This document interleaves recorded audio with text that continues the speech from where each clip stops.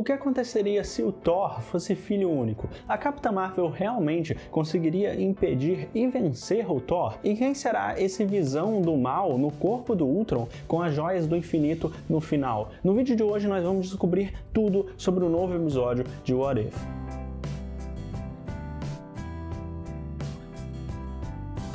Fala nerds, eu sou o Lucas e sejam muito bem-vindos ao Experiência Nerd. O 7º episódio de What If chegou para trazer uma realidade em que o Thor jamais se tornaria aquele personagem que a gente conhece. E isso justamente por ter crescido como filho único e nunca ter tido a presença do Loki como seu irmão. Mas será que esse episódio faz sentido? Tivemos furos no roteiro? E eu já vou explicar tudo isso, mas só inscrito no canal não perde nenhuma novidade. Então se inscreve aqui nesse canal para ficar informado e clica agora para ativar o sininho que você me ajuda demais, é muito importante para valorizar o meu trabalho. Muito obrigado para cada um que faz isso de coração e sem mais enrolação, vamos lá para a análise. Antes de tudo, eu preciso dizer que esse episódio ele foi um dos menos inventivos que a gente teve até agora e talvez só não seja o mais problemático em sua essência do que o primeiro episódio lá com a Capitã Carter, porque esse pelo menos ele se trata de uma história totalmente original e lá, como eu disse, os roteiristas apenas aproveitam a base e estrutura do primeiro filme do Capitão América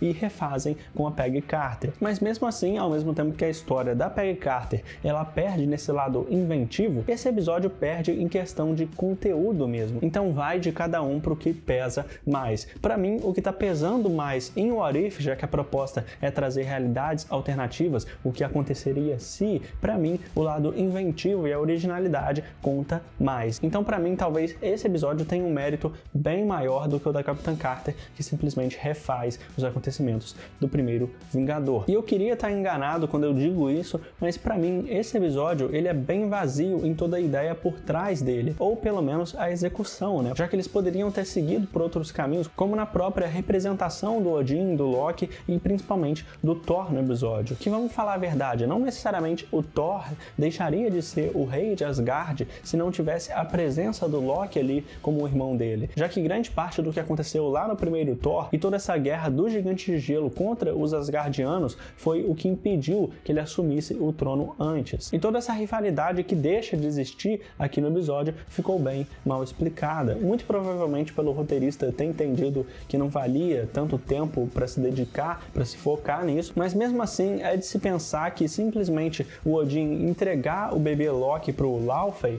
não faria essa guerra acabar tão facilmente como foi. Eu não sei para vocês, mas para mim parece um pouco forçado colocar essa mudança que aconteceu do Odin entregar o Loki e consequentemente o Loki não se tornar o irmão do Thor, fazer com que tenha uma paz entre os Asgardianos e o Gigante de Gelo e o Thor também crie a personalidade que ele criou e não se torne o rei de Asgard, talvez só o rei das festas. E entre os vários easter eggs que a gente tem no episódio, considerando que esse Thor ele viajou por todo o universo nessas festas e tudo mais, a gente tem a aparição dos Skrulls, os Saqueadores e o Yondo, o Drax e Amantes, o Rocket e a Nebulosa, os Soberanos e a Aesha, além de todos os soldados de Asgard, junto ao Korg, Miek, a Valkyria, o Grão-Mestre e todos os personagens que a gente teve a apresentação também lá no Thor Ragnarok. Como o próprio Surtur, que curiosamente aparece aqui, mesmo que não faça muito sentido a sua presença, a não ser que a gente considere que o Thor ele fez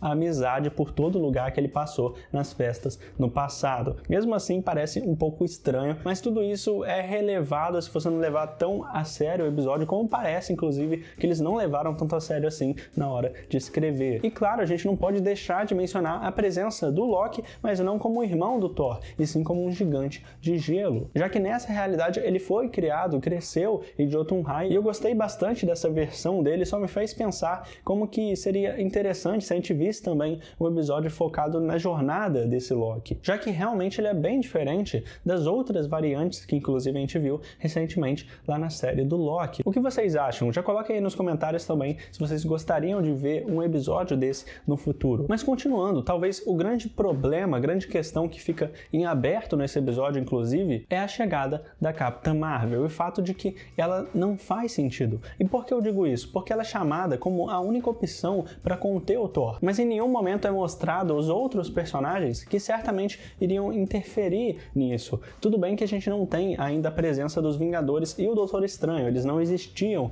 ainda, mas vale lembrar que o período em que se passa esse episódio, a Anciã muito provavelmente já era a Maga Suprema. Então por que será que ela não interferiu nisso? A não ser que ela não exista também nessa realidade, mas aí a gente está supondo muito, mas o episódio não fornece nenhuma dessas informações, mas certamente essa seria uma opção e que fica mal explicado. Eles não chegam a abordar nada disso. E seria muito interessante mesmo para a proposta do episódio. E talvez um dos momentos mais controversos vem justamente nesse ponto da batalha da Capitã Marvel contra o Thor e a ausência da Anciã ou do próprio Hulk, o Homem de Ferro, que poderiam ser usados como arma contra o Thor, mas a gente ainda teve mais uma vez a Carol Danvers sendo usada apenas como a mais forte dos super-heróis, mesmo que o Kevin Feige já tenha dito depois também que a Wanda Maximoff, a Feiticeira Escarlate, tinha assumido esse posto, o que fica bem confuso. Mas já que se trata de outra realidade no universo principal e ela não existe ainda, os poderes dela não foram despertados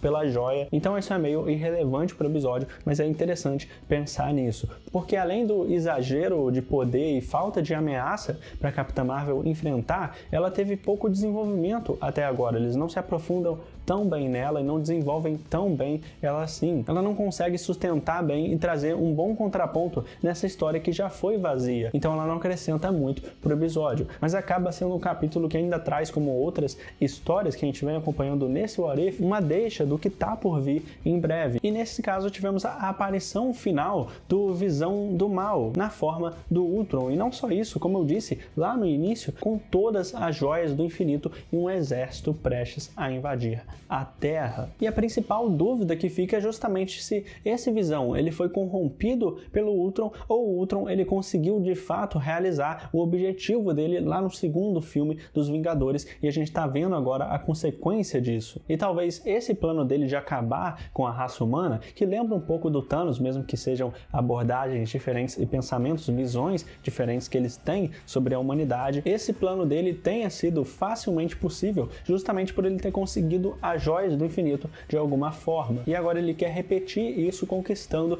todo o multiverso e não apenas o universo dele. Algo que se liga também com a própria ideia por trás do vilão Kang nos quadrinhos, que a gente viu recentemente lá na série do Loki e que a gente pode esperar que apareça mais vezes no futuro do MCU. E eu tô sim bem curioso para ver como que vai se conectar com os próximos episódios. Você também, o que você acha disso tudo? Será que teremos a união de uma formação dos Vingadores para derrotar esse Ultron? Já comenta aqui embaixo e não esquece, se inscreve aqui nesse canal, clica agora e se garante ativando o sininho para receber todas as novidades sobre a Marvel e fazer parte dessa comunidade nerd que estamos formando. Muito obrigado de coração, valeu, falou e até mais.